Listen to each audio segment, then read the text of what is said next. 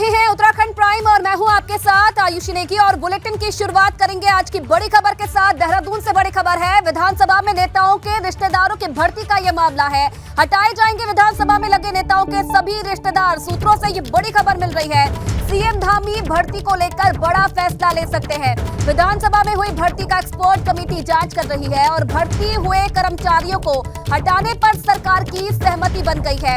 ये सूत्रों से बड़ी जानकारी मिल रही है। ये बड़ा एक्शन सरकार की तरफ से लिया जा सकता है और माना यह जा रहा है कि इसे लेकर सरकार की सहमति भी बन गई है और जिन भी कर्मचारियों की भर्ती हुई है उन्हें आने वाले समय में हटाया जा सकता है। विधानसभा में नेताओं के रिश्तेदारों की भर्ती का ये पूरा मामला है और विधानसभा में लगे नेताओं के सभी रिश्तेदार हटाए जा सकते हैं। ये बड़ी खबर सूत्रों से।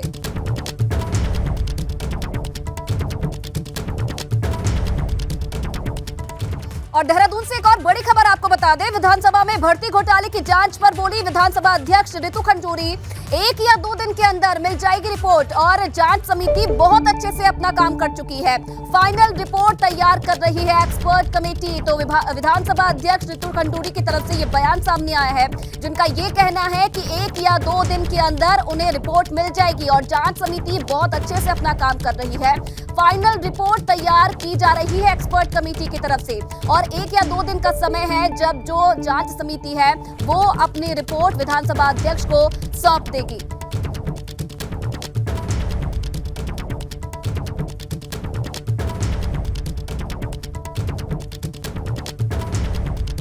और चलिए फिलहाल किस तरीके से ये जांच आगे चल रही है, अब तक का अपडेट क्या है, इस पर ज्यादा जानकारी देने के लिए विनोद इस वक्त सीधा लाइव हमारे साथ जुड़ रहे हैं।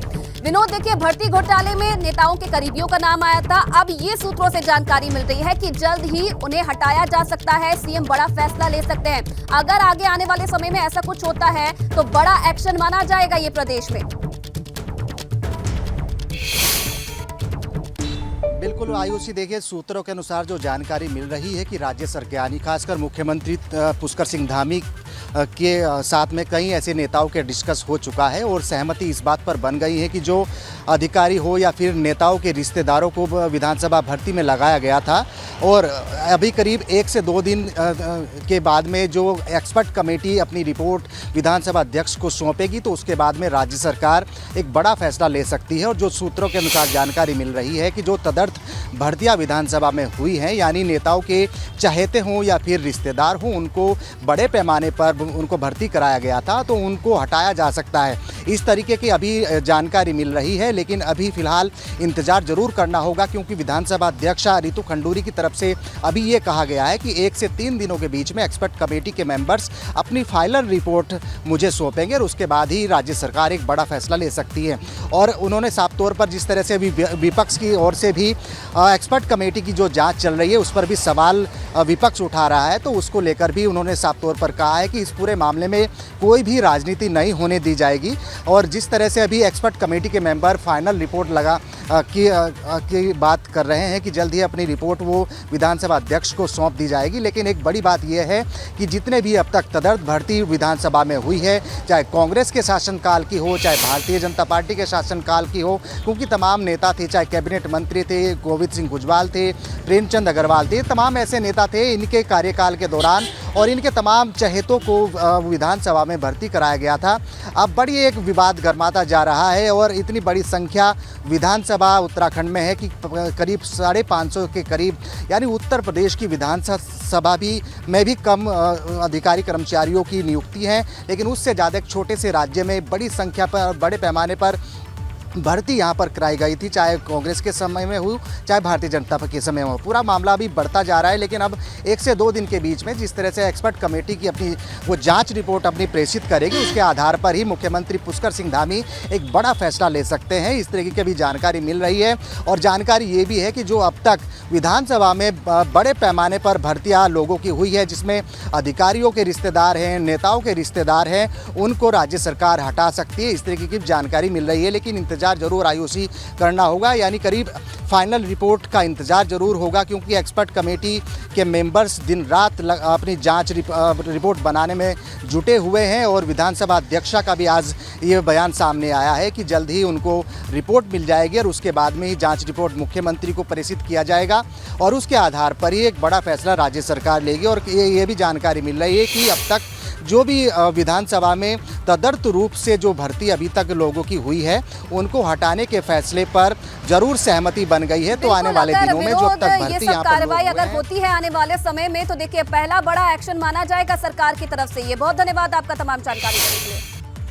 चलिए आगे बढ़ेंगे तो उत्तराखंड में विधानसभा में पहले ही बैकडोर से एंट्री को लेकर विवादों में घिरे शहरी विकास मंत्री प्रेमचंद अग्रवाल ने एक और नया विवाद को जन्म दे दिया है। दरअसल शहरी विकास मंत्रालय की ओर से किए गए 74 तबादलों पर मुख्यमंत्री धामी ने रोक लगा दी है। सूत्रों के हवाले से खबर है कि बैठक के बाद मंत्री प्रेमचंद अग्रवाल ने तबादलों के आदेश जारी किए और अपर मुख्य सचिव आनंद वर्धन के साथ जर्मनी के लिए रवाना हो गए। सूत्रों के मुताबिक जब इस मामले की जानकारी सीएम ऑफिस पहुंची तो खुद सीएम पुष्कर सिंह धामी ने कड़ी नाराजगी जाहिर की है। साथ ही शहरी विकास सचिव दीपेंद्र चौधरी को तलब भी कर लिया है। बताया यह जा रहा है कि मुख्यमंत्री धामी ने तबादलों पर तुरंत रोक लगा दी है। चलिए पूरा मामला क्या है वो आपको समझा देते हैं। दरअसल 17 सितंबर को शहरी विकास विभाग के अधिकारियों का ट्रांसफर हुआ। इधर 18 सितंबर को मुख्यमंत्री धामी ने इन ट्रांसफर्स पर रोक लगा दी। मुख्यमंत्री के आदेश पर रोकी गई तबादला लिस्ट और 3 महीने पहले बदले गए अफसरों का भी तबादला कर दिया गया और विदेश जाने से पहले मंत्री प्रेमचंद अग्रवाल ने ये ट्रांसफर किए गए थे। ट्रांसफर एक्ट का उल्लंघन करके ये तबादले किए गए थे और ट्रांसफर एक्ट के तहत जुलाई तक ही बदलाव हो सकते थे, लेकिन अचानक से ये बदलाव कर दिए गए जिस पर सीएम ने रोक लगा दी है। वहीं विधानसभा में हुई भर्तियों की गड़बड़ी मामले में बनाई कमेटी पर अब कांग्रेस ने एक बार फिर से सवाल उठाए हैं। एक और विधानसभा में हुई भर्तियों की गड़बड़ी मामले में जांच कमेटी अपना काम कर रही है, तो वहीं कांग्रेस बनाई गई कमेटी पर लगातार सवाल उठा रही है। कांग्रेस ये कह रही है कि गड़बड़ी मामले में विधानसभा अध्यक्षों के कार्यकाल की जांच केवल हाई कोर्ट और सुप्रीम कोर्ट के जज ही कर सकते हैं। कांग्रेस का ये भी कहना है कि रिटायर्ड आईएएस अधिकारियों की बनाई गई ये कमेटी कानूनी तौर पर गलत है। वैधानिक संस्था है विधानसभा, इसको समझना चाहिए इसके कानूनी पहलू को।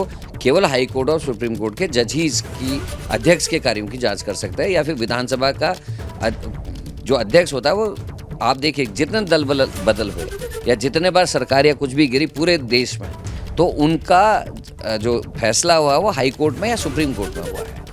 एक अधिकारी विधानसभा के अध्यक्ष के कार्यों की जांच नहीं कर सकता, इसको भी समझने की जरूरत है। ये केवल और केवल लोगों की आंखों में धूल झोंकने की एक कार्रवाई। और इधर पुलिस सिपाही की 6 साल बाद हुई भर्ती परीक्षा का इंतजार अब और लंबा हो गया है। दरअसल यूके SSSC की तरफ से कराई जाने वाली परीक्षाओं में बदलाव के बाद पुलिस कांस्टेबल भर्ती परीक्षा भी उत्तराखंड लोक सेवा आयोग कराएगा। इस परीक्षा में 1721 पदों पर भर्ती होनी थी। कांस्टेबल की भर्ती हमारी पूरी तैयारी है। फिजिकल परीक्षा हो चुकी है, रिटन एग्जाम जो है उत्तराखंड लोक सेवा आयोग द्वारा कराया जाएगा और हमारा प्रयास है कि शीघ्रतम हो, जल्दी से जल्दी हो। और एक बड़ी खबर आपको बता दें तो कुछ देर में धारचूला पहुंचेंगे मुख्यमंत्री पुष्कर सिंह धामी। चारचुम में काली नदी पर बन रहे पुल का शिलान्यास करेंगे। पुल से दोनों देशों के रिश्ते में मजबूती आएगी। तो कुछ ही देर बाद मुख्यमंत्री पुष्कर सिंह धामी का धारचूला पहुंचने का कार्यक्रम है। यहाँ चारचुम में काली नदी पर बन रहे पुल का शिलान्यास करेंगे। पुल से दोनों देशों के रिश्ते में मजबूती भी आएगी। और इसी बीच एक और बड़ी खबर आपको बता दें तो कैबिनेट मंत्री गणेश जोशी का दिल्ली दौरा। देर शाम दिल्ली पहुंचेंगे गणेश जोशी। यहां केंद्रीय आलाकमान से मुलाकात करेंगे। उत्तराखंड के विकास को लेकर करीब कई परियोजनाओं पर चर्चा हो सकती है आलाकमान से, तो ये बड़ी जानकारी मिल रही है। देर शाम दिल्ली पहुंचेंगे गणेश जोशी, यहां पर आलाकमान से मुलाकात करेंगे और उत्तराखंड के विकास को लेकर कई परियोजनाओं पर चर्चा आलाकमान से हो सकती है। तो तो उत्तराखंड में इन दिनों भ्रष्टाचार के कई मामलों की जांच चल रही है। वहीं अब एक मामला उद्यान निदेशक पर जांच का सामने आया है। उद्यान निदेशक हरमिंदर सिंह बवेजा पर पौधों की खरीद और महोत्सव में अनियमितता के आरोप लगे हैं। हालांकि इन आरोपों को उद्यान निदेशक हरमिंदर सिंह बवेजा ने सिरे से नकार दिया है और जांच का स्वागत भी किया है। लेकिन माना यह जा रहा है कि जांच में कई तरह के ऐसे तथ्य मिले हैं जिन पर अनियमितताओं की बात भी सामने आई है। सच्चाई तो तभी सामने आएगी जब जांच होगी। तो मैं सबसे पहले तो सरकार का धन्यवादी हूँ कि इन्होंने जांच बिठाई और जांच मेरे को उम्मीद है बिल्कुल निष्पक्ष होगी।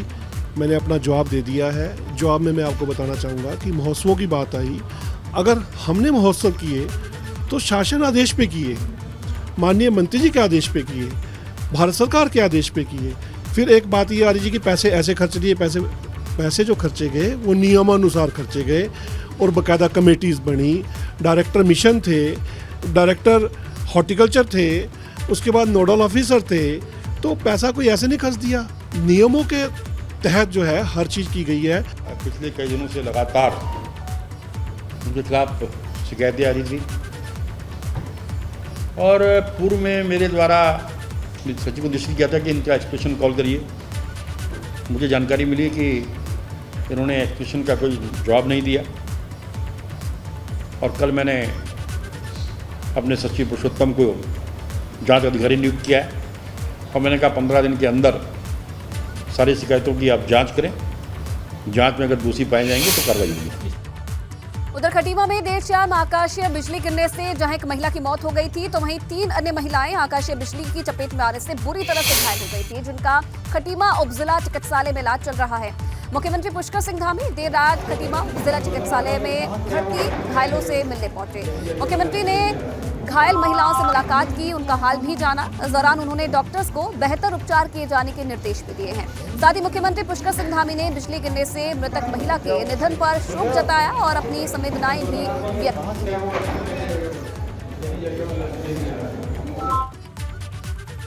इसमें 3 महिलाएं जो है नगन्ना गांव से आई हैं, जिसमें कि एक ब्रॉड डेड है और बाकी 2 जिनको देख लिया गया है और उनकी स्थिति ठीक है, और एक जो श्रीपुर बिछवा से आई है उनकी भी स्थिति ठीक है। उत्तराखंड वन विकास निगम की आगामी 28 सितंबर को होने जा रही बैठक को लेकर तैयारियां की जा रही है। इस बैठक में कई महत्वपूर्ण मुद्दों को लेकर चर्चा भी की जाएगी और साथ ही साथ वन विकास की भूमि पर तमाम होने वाले कामों, खनन और तमाम एजेंडों को लेकर विकास निगम के अध्यक्ष कैलाश गहतोड़ी बैठक भी करेंगे। निगम के पास कई किस्म की अपॉर्चुनिटियां हैं, जड़ी बूटी के क्षेत्र में है, टूरिज्म के क्षेत्र में है, खनन में है, लकड़ी के मामले में है। देखिए, उत्तराखंड का 75% भूभाग जो है वन से आच्छादित है और हर वर्ष इतनी संपदा वन से निकलती है, उसका नियोजन अगर तरीके से किया जाए तो मेरे ख्याल से अर्थव्यवस्था का एक बहुत बड़ा भाग खर्चे का जो है वन निगम वहन कर सकता है। तो हरिद्वार में हो रहे पंचायत चुनाव को लेकर भाजपा ने बैठक की। रुड़की में हुई बैठक में सांसद निशंक के अलावा पार्टी के तमाम बड़े नेता भी मौजूद रहे। पंचायत चुनाव के लिए 26 सितंबर को मतदान होगा। हरिद्वार जिले में जिला पंचायत की कुल 44 सीटें हैं, जिसे लेकर भाजपा और कांग्रेस पूरी जोर आजमाइश कर रही है। इसी साल हुए विधानसभा चुनाव में भाजपा हरिद्वार जिले में अच्छा प्रदर्शन नहीं कर पाई थी। जिले की 11 विधानसभा सीटों में से सिर्फ 3 सीटें ही भाजपा को मिल पाई थी। कांग्रेस को 5 सीटें मिली थी, जबकि बसपा को 2 सीटें हाथ लगी थी। और यही वजह है कि भाजपा पंचायत चुनाव में बेहतर प्रदर्शन करने के लिए लगातार मंथन कर रही है।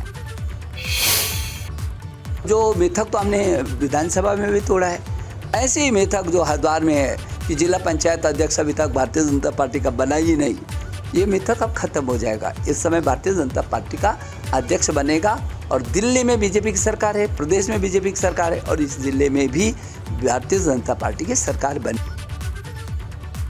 तो 1995 में हरिद्वार जिला पंचायत सीट अस्तित्व में आई थी और तब से लेकर आज तक जिला पंचायत के 5 चुनाव और उपचुनाव हो चुके हैं।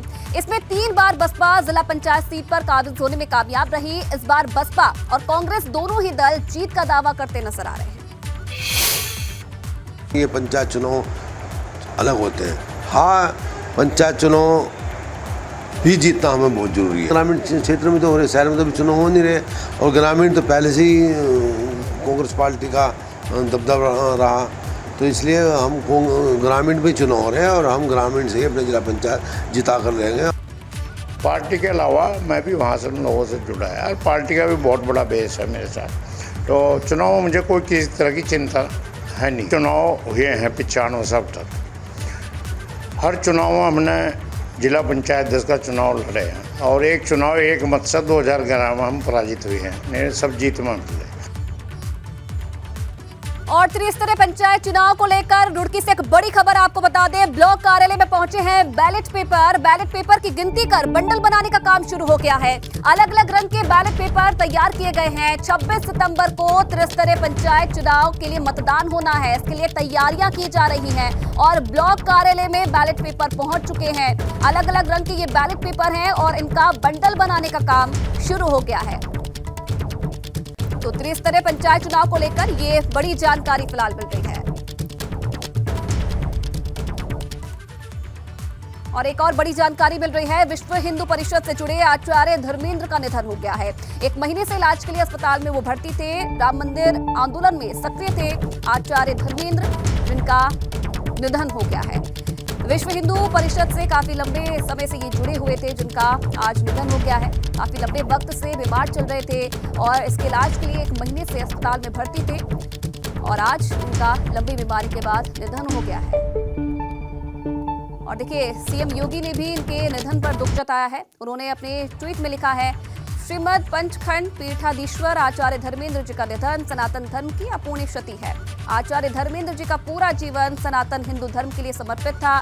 श्री राम जन्मभूमि गौ रक्षा आंदोलन में आचार्य जी का योगदान अविस्मरणीय था। उनका निधन समाज की अपूर्णीय क्षति है और प्रभु श्री राम से प्रार्थना है कि दिव्यगत आत्मा को अपने चरणों में स्थान दे। तो मुख्यमंत्री योगी आदित्यनाथ का ये ट्वीट आप देख रहे हैं, जिन्होंने आचार्य धर्मेंद्र के निधन पर दुख व्यक्त किया है।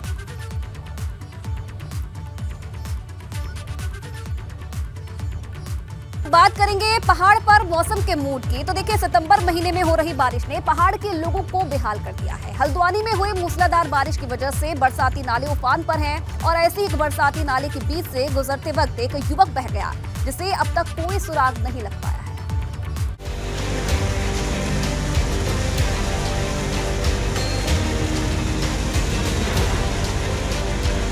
इस युवक को लगा कि वो इस बरसाती नाले को बड़ी आसानी से पार कर लेगा, लेकिन पानी का बहाव इतनी तेज था कि युवक उसमें बहता चला गया और उसे संभलने का मौका तक नहीं मिला।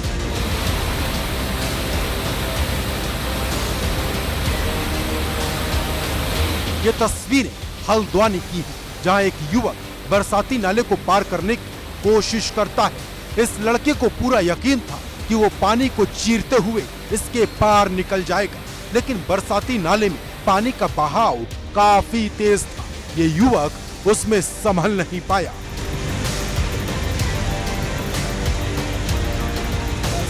पहले युवक के पैर लड़खड़ाते हैं, युवक नीचे गिरता है और फिर पानी में बहने लगता है। देखते ही देखते युवक बरसाती नाले के पानी में कहीं पर खो जाता है। अगर आप भी इस तरह के बरसाती नाले को पार करने की सोचते हैं तो पहले पानी के बहाव का अंदाजा लगा लें, क्योंकि जरा सी चूक आपको मुसीबत में डाल सकती है। एबीपी गंगा के लिए हल्द्वानी से अंकित साह की रिपोर्ट। और इधर पौड़ी में बारिश के कारण शहर की मुख्य सड़क धंस गई है। माल रोड पर तो बस अड्डे को जाने वाली सड़क का आधा हिस्सा ही जल जमाव के कारण धंस गया है। इसके बाद से इस सड़क पर भारी वाहनों की आवाजाही पर रोक लगा दी गई। फिलहाल भारी वाहनों के लिए रूट को डाइवर्ट कर दिया है। अधिशासी अभियंता ने बताया है कि जल संस्थान ने एक गड्ढा पेयजल पाइपलाइन की लीकेज को रोकने के लिए बनाया था, जिससे पाइपलाइन का पानी सड़क तक ना पहुंचे, लेकिन इस गड्ढे में अधिक जल जमाव होने के कारण मुख्य सड़क धंस गई, जिसकी अब मरम्मत की जा रही है। भारी वर्षा होने के कारण में सारी पानी उसमें रिसाव होने के कारण में इस गड्ढे में ज़्यादा सेटलमेंट हो गया, तो जिसके कारण आज कल से हमें पता चला, आज सुबह हमारे जेई मौके पर आ गए। स्थायी रूप से हमने इस पूरे गड्ढे की मिट्टी को निकाल करके और उसमें पूरा बड़े बड़े पत्थर भर दिए हैं, अच्छी तरह से उनको दबा दिया है जेसीबी की मदद से, और अब अस्थायी रूप से और क्या स्थायी रूप से ट्रैफिक को चालू कर रहे हैं। उधर अल्मोड़ा शहर के सड़क मार्ग भी जर्जर हालत में है। सड़क पर बने गड्ढे दुर्घटनाओं को दावत देने का इंतजार कर रहे हैं, लेकिन लोक निर्माण विभाग इन सड़कों में पैचिंग का कार्य करने में लापरवाही कर रहा है। ऊपर से बारिश होने से इन सड़कों पर चलना और भी दूभर हो जाता है। रेस्टोरेशन के लिए मार्ग को पूर्ववत सतह को रिस्टोर करने के लिए निविदा आमंत्रित कर ली है, और इस बीच चूँकि मानसून अवधि है और मानसून भी ख़त्म हो जाएगा, तत्पश्चात हम इनको पैचिंग का काम कर लेंगे। उन्होंने खोदी रोड तब से बनी नहीं है, कितने लोग यहाँ गिर गए हैं, कितने रपट गए हैं, खड्डे में चले जा रही हैं बाइकें, बच्चों को आने जाने में परेशानी हो रही है, कितने लोगों यहाँ पर गिर भी चुके हैं, चोट भी आई है, गाड़ियाँ सीधी हो जा रही है, फंस जा रही है इसमें खड्डे में, बहुत टाइम से हो गया है। और इसी खबर के साथ फिलहाल इस बुलेटिन में इतना ही। तमाम खबरों के लिए आप बने रहिए एबीपी गंगा के साथ।